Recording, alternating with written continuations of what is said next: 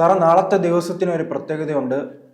Tsunami ഉണ്ടായിട്ട് 20 വർഷമാവുകയാണ്. ആ tsunami 14 രാജ്യങ്ങളെ ബാധിച്ചിട്ടുണ്ട്. 2.5 ലക്ഷത്തിലധികം പേർ മരണപ്പെട്ടിട്ടുണ്ട്. അതിന് സമാനമായി തന്നെ കേരളത്തിലും അത് ആഞ്ഞടിച്ചു. കേരളത്തിലും 171ലധികം പേർ മരണപ്പെട്ടിട്ടുണ്ട്. ആ സംഭവത്തെ എങ്ങനെ ഓർക്കുന്നു?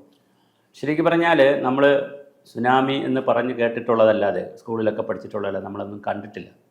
അതിൻ്റെ ഒരു ഗ്രാവിറ്റി എങ്ങനെ ഇരിക്കുമെന്ന് തീരപ്രദേശത്തുള്ളവർക്കും അറിയത്തില്ല. ചിറക്കി ഇടയ്ക്കിടയ്ക്ക് കടൽക്കാറ്റ് വരും, അല്ലെങ്കിൽ പിന്നെ എന്തായാലും കൊടുങ്കാറ്റൊക്കെ വന്ന് അല്ല സുനാമി എന്നുള്ള മോഡലിൽ നമ്മളങ്ങനെ അറിഞ്ഞിരുന്നില്ല. കേരള തീരവും കേരളവും വളരെ സുരക്ഷിതമായൊരു സ്ഥലമായിരുന്നു എന്നാണ് നമ്മൾ വിശ്വസിച്ച് ജീവിക്കുന്നത്. ദൈവത്തിൻ്റെ സ്വന്തം നാട്, പ്രകൃതിയുടെ സ്വന്തം ദേശം, നദികളും പുഴകളും കടൽ തീരവും നല്ല മനോഹരമായ കായൽ തീരവും കടലോരവും ഒക്കെ ഉള്ള നല്ലൊരു സ്ഥലമായിട്ടാണ് നമ്മൾ താമസിച്ചത്. വളരെ പെട്ടെന്നാണ് ഡിസംബർ 25 ക്രിസ്മസ് എല്ലാം, പ്രത്യേകിച്ച് മത്സ്യത്തൊഴിലാളികൾ ക്രിസ്ത്യൻ കമ്മ്യൂണിറ്റിയിൽ കൂടുതൽ വരുന്നവർ ധാരാളമുണ്ട്. അപ്പോൾ അവർ ക്രിസ്മസ് എല്ലാം ആഘോഷിച്ച് വളരെ സന്തോഷത്തോടുകൂടി ഇരുന്നപ്പോഴാണ് 26-ാം തീയതി 10-12 രാജ്യങ്ങളെ ഉലച്ചുകൊണ്ട്, തീരപ്രദേശങ്ങളെ ഉലച്ചുകൊണ്ട്, ഇന്തോനേഷ്യ, സുമാട്ര പോലുള്ള നമ്മുടെ രാജ്യത്തേക്ക് ഉലച്ചുകൊണ്ട് ഇതാ വന്നത്. കേരളത്തിൽ ചെന്നൈ മുതൽ കന്യാകുമാരി വരെയാണ് ഇത് മെൻ്റെ ആഘാതം വല്ല. പിന്നെ കൊല്ലം, കരുനാഗപ്പള്ളി വരെ വല്ലാതെ പോയി. 170 ആളുകൾ മരിച്ചുപോയി, കുറേയധികം പേരെ. പിന്നെ മാത്രം തമിഴ്നാട്ടിലൊക്കെ ആണെങ്കിൽ വേളാങ്കണ്ണിയിലൊക്കെ ഒത്തിരി ആളുകളെ ഒന്നിച്ചൊരു കുഴിമാടത്തിലൊക്കെ അടക്കിയ വാർത്തകളൊക്കെ അന്ന് വന്നിരുന്നു. വളരെ ഹൃദയഭേദകമായ ഒരു സംഭവമായിരുന്നു. യഥാർത്ഥത്തിൽ ആ സുനാമി വരുന്ന സമയത്ത് സുനാമി ഉണ്ടായി കടലിൽ രൂപപ്പെട്ട് ഇവിടെ കേരളത്തിലെ തീരത്തെത്തുമ്പോൾ 7-8 മണിക്കൂർ സമയം കഴിഞ്ഞിരുന്നു.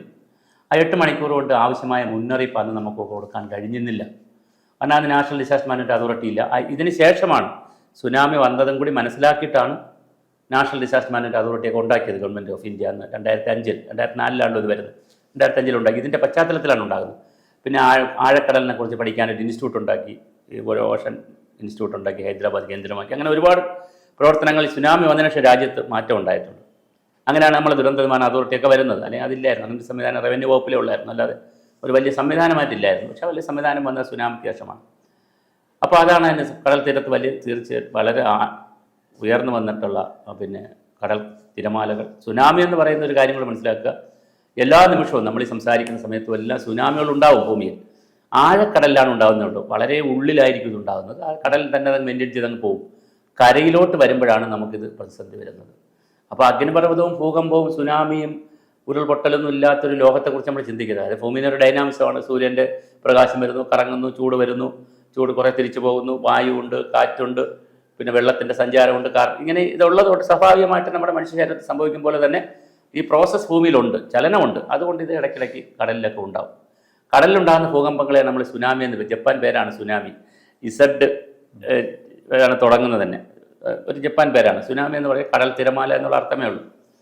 അങ്ങനെ വളരെ വേദന ഉണ്ടാക്കിയൊരു സംഭവമാണ്. പക്ഷേ അതിനുശേഷം നമ്മൾ സുനാമി റിഹാബിലിറ്റേഷൻ സെൽ എന്ന് പറഞ്ഞൊരു സെല്ലൊക്കെ തുറന്നു. കാരണം അന്ന് ഇതില്ലല്ലോ, ഈ ഡിസാസ്റ്റർ മാനേജ്മെൻറ്റ് അതോറിറ്റി ഒന്നും ഇല്ലല്ലോ.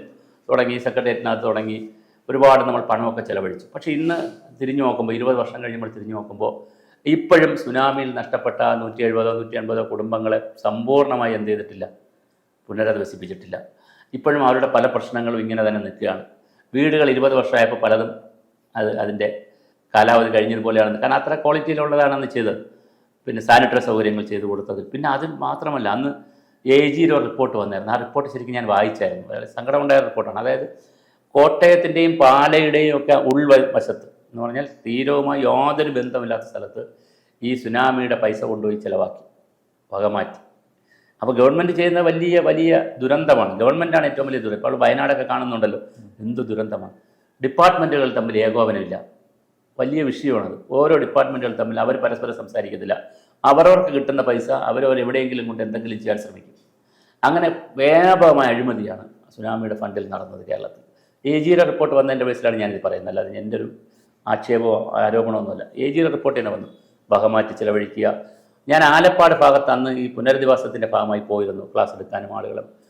ശരിക്കും വളരെ സങ്കടകരമായിരുന്നു. എല്ലാം നഷ്ടപ്പെട്ടു, ഉടുതുണിയും വീടും സകലതും നഷ്ടപ്പെട്ടു. ചില വീട്ടിൽ പുരുഷന്മാരാണല്ലോ കൂടുതലും കടലിൽ പോയി ഇത് ചെയ്യുന്നത്. അപ്പോൾ പുരുഷന്മാരെല്ലാം നഷ്ടപ്പെട്ടു, വീട്ടിന് സകലതും നഷ്ടപ്പെട്ട കുടുംബമായിരുന്നു. പക്ഷേ എന്നിട്ടും അവരെ സമ്പൂർണ്ണമായി നമുക്ക് പുനരധിവസിപ്പിച്ചെടുക്കാൻ കഴിഞ്ഞില്ല. ഇവിടെയൊക്കെ സംഭവിക്കണം എന്തറിയാം, നമ്മൾ പ്രളയത്തിലായാലും അല്ലെങ്കിൽ ഓഹി വന്നപ്പോഴും ഒക്കെ സംഭവിക്കുന്നത് ഇതുപോലെ തീരത്തുള്ളയോ അല്ലെങ്കിൽ ഏത് പ്രദേശത്തുള്ളയോ ആളുകൾ കുറച്ച് ദിവസമൊക്കെ ബഹളം ഉണ്ടാക്കും. കുറച്ച് ദിവസം ഞങ്ങൾക്ക് അത് കിട്ടിയില്ല. പക്ഷേ അത് കഴിയുമ്പോൾ ആളുകൾ അങ്ങ് ശക്തരാകും. രാഷ്ട്രീയ പാർട്ടികൾ തമ്മിലൊക്കെ ഒരു ഒത്തീർപ്പാവും.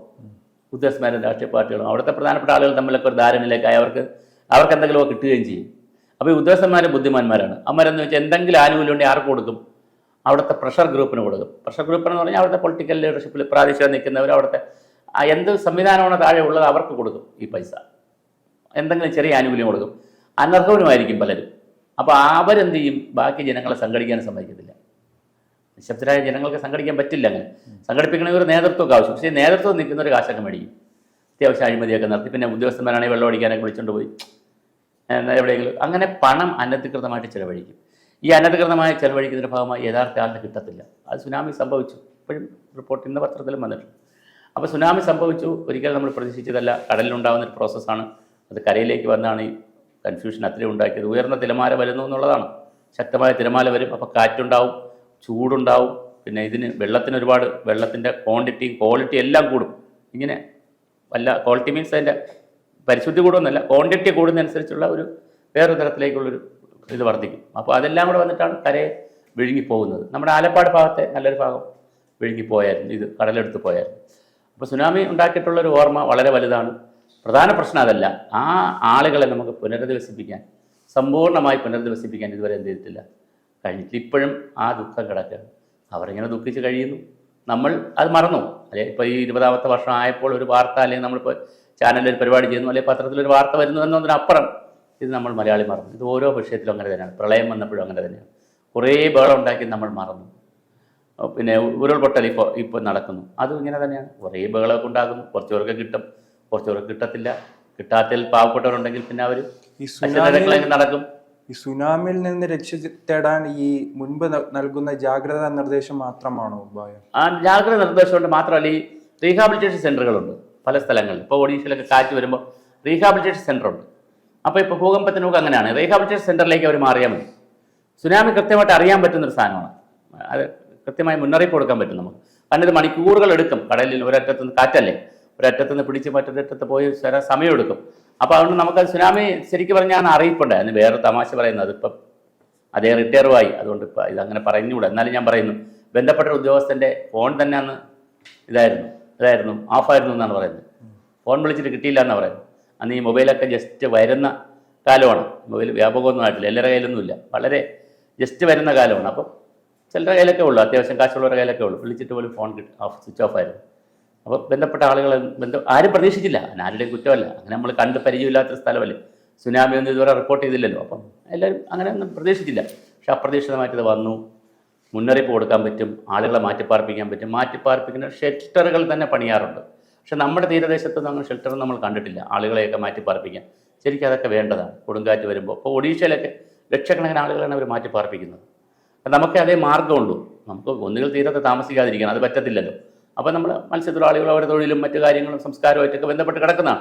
അപ്പോൾ പിന്നെ ചെയ്യാൻ പറ്റുന്ന എന്താണ്? നമ്മൾ മാറി ആ സമയത്ത് നമ്മളത് മാറി നിൽക്കുക. ഇപ്പം ഉരുൾപൊട്ടൽ പോലെയുള്ള സ്ഥലത്തായാലും അങ്ങനെ തന്നെ. നല്ല മഴ വരുമല്ലോ, ഭയങ്കര മഴ വരുമ്പോൾ നമ്മൾ ഒരാഴ്ച 2 ആഴ്ച മാറി നിൽക്കുക. അത്രയും നമുക്ക് മാർഗ്ഗമുള്ളൂ. അല്ലാത്ത സമയത്ത് നമുക്ക് താമസിക്കാം. അപ്പോൾ ഇത് മനസ്സിലാക്കുക എന്നുള്ളതാണ്. പക്ഷേ ഇപ്പോൾ നമ്മളുണ്ടാക്കിയ ദുരന്തമാണ് അതിനേക്കാൾ വലുത്.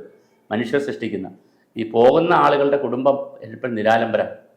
പിന്നെ ഒരു കാര്യം നമ്മൾ ശ്രദ്ധിച്ചോണം, ഏത് വീടെടുത്താലും പുരുഷന്മാർ ഇപ്പോൾ കുറേ മാറി വരുന്നു, എങ്കിലും പുരുഷന്മാരായിരിക്കും കൂടുതൽ പബ്ലിക് കോൺടാക്റ്റും കാര്യങ്ങളൊക്കെ ഉള്ളത്. ആരോട് അടിയെ കൊണ്ടാക്കി വാങ്ങിച്ചുകൊണ്ട് വരാൻ സ്ത്രീകൾക്ക് അത് കഴിയത്തില്ല. അവർ ഭർത്താവ് മരിച്ചുപോയി, കുട്ടികളും മരിച്ചുപോയി, അല്ലെങ്കിൽ വേണ്ടപ്പെട്ട സഹോദരൻ മരിച്ചുപോയി, ആങ്ങളെ ഒരു വള്ളം ആളുകളായിരിക്കും ഒരു വീട്ടിൽ നിന്ന് ബന്ധുമിത്രാദികളെല്ലാം മരിച്ചുപോയി. പിന്നെ പോയി വഴക്കുണ്ടാക്കിയത് മേടിക്കാനൊന്നും അവർക്ക് കഴിയത്തില്ല. അവരപ്പോൾ മിണ്ടാതിരിക്കും. അങ്ങനെ നിരാലംബരായി നിശബ്ദരായി കഴിയുന്ന നിരവധി കുടുംബങ്ങൾ എവിടെയുണ്ട്? നമ്മുടെ ഈ തീരത്തിലുണ്ട്, പിന്നെ തമിഴ്നാട് തീരത്തുമൊക്കെ ഉണ്ട്. അവർക്ക് കൃത്യമായി ആനുകൂല്യങ്ങൾ കിട്ടുന്നില്ല. ഇത് നമ്മൾ ഗൗരവമായി ചർച്ച ചെയ്യേണ്ട മറ്റൊരു വളരെ പ്രധാനപ്പെട്ട ദുരന്തമാണ്. പ്രകൃതി ഒരു ദുരന്തം ഉണ്ടാക്കി അല്ലെങ്കിൽ ഒരു പ്രതിഭാസം കാണിച്ചു നമുക്ക് ദുരന്തം വന്നു മനസ്സിലാകും. പക്ഷേ പിന്നെ ജീവിച്ചിരിക്കുന്ന മനുഷ്യർ, പ്രത്യേകിച്ച് ഉദ്യോഗസ്ഥർ, പൊളിറ്റിക്കൽ ലീഡർഷിപ്പിലുള്ളവർ, സംഘടനാ പ്രവർത്തകർ, അവർ കാണിച്ചു കൂട്ടുന്ന ദുരന്തമാണ് നമ്മൾ ചർച്ച ചെയ്യപ്പെടേണ്ടത്, സീരിയസ് ആയി ചർച്ച ചെയ്യണം. അപ്പോൾ ഇനിയെങ്കിലും ഈ ഒരു റിവ്യൂ നടത്തി അല്ലെങ്കിൽ ഒരു റീവിസിറ്റ് നടത്തി ഈ പുനരധിവാസം നടത്തിയിട്ടുള്ള ആളുകളിൽ എത്ര പേർക്ക് ഇനി എന്തെല്ലാം കൊടുക്കാനുണ്ട്, അല്ലെങ്കിൽ കൊടുത്തത് മതിയായോ, അവരുടെ ജീവിതം എങ്ങനെ ഇരിക്കുന്നു എന്ന് ഒരു റീവിസിറ്റ് നമ്മൾ സുനാമി പുനരധിവാസത്തിൻ്റെ റീഹാബിലിറ്റേഷൻ റീവിസിറ്റ് നടത്തേണ്ട സമയമായി. അത് നടക്കുമെന്ന് നമുക്ക് പ്രതീക്ഷിക്കാം. കൂടുതൽ വാർത്തകളും വിശേഷങ്ങളും നിങ്ങളിലേക്ക് എത്താൻ ABC മലയാളം സബ്സ്ക്രൈബ് ചെയ്യുക, ബെൽ ബട്ടണും അമർത്തുക.